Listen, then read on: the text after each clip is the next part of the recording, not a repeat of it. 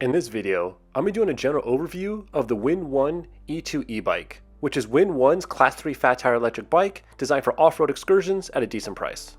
I'm going to be going over the unboxing and assembly process and go in-depth on the features, specs, and build. I will be doing a separate video reviewing how the E2 rides, but this video is just an overview of the bike itself. So let's check out the Windone E2 fat tire electric bike.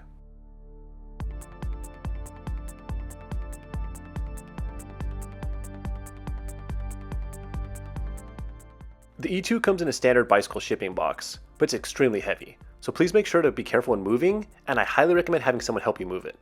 After opening, the bike's assembled about 90%.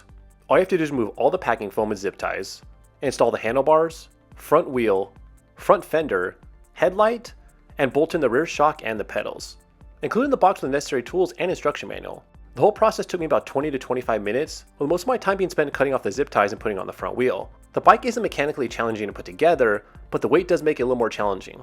And I went through the bike, all the bolts were tight, the shifting was perfect, and there was no adjustments needed.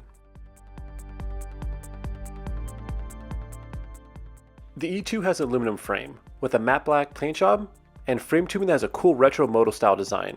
It also has a removable battery that's attached to the inside of the front triangle.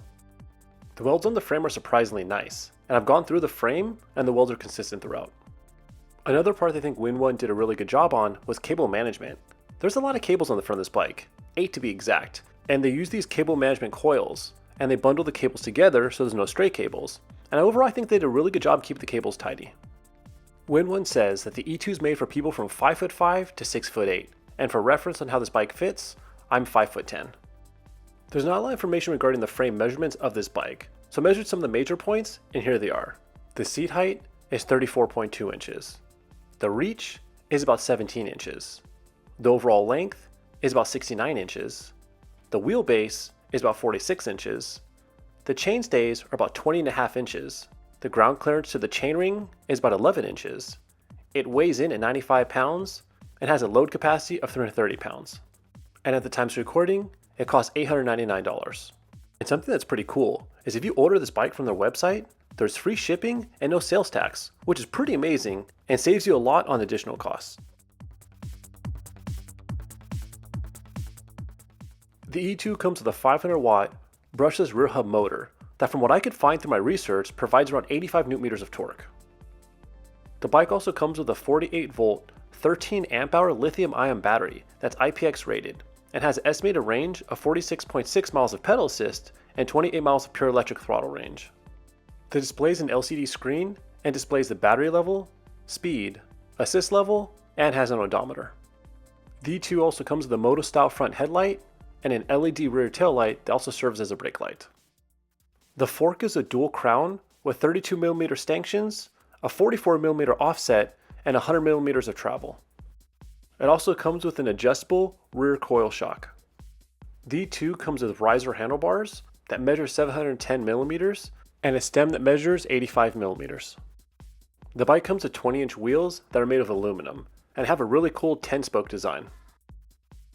It has knobby fat tires with a 4-inch width and also comes with Schrader tubes. It has a Shimano Tourney 7-speed drivetrain with a 28-tooth cassette. It also comes with the 42-tooth chainring. The brakes are RSX hydraulic disc brakes with 180mm rotors both in the front and in the rear.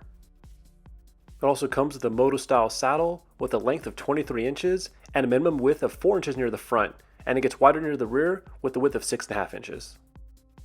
It also comes with a protection guard that measures 12 inches long by 4.5 inches wide, and it keeps debris off the battery and it hides the wires. So there's the full rundown of what to expect from the Windone E2 off-road adventure e-bike. I will be making a video in the future where I do some extensive testing on this bike to assess its riding characteristics both on and off-road, and also a hill climb test, a braking test, and acceleration test. But if you have any questions about this bike, or you own an E2 yourself, please leave them in the comment section below. Thank you so much for watching, and have a great one.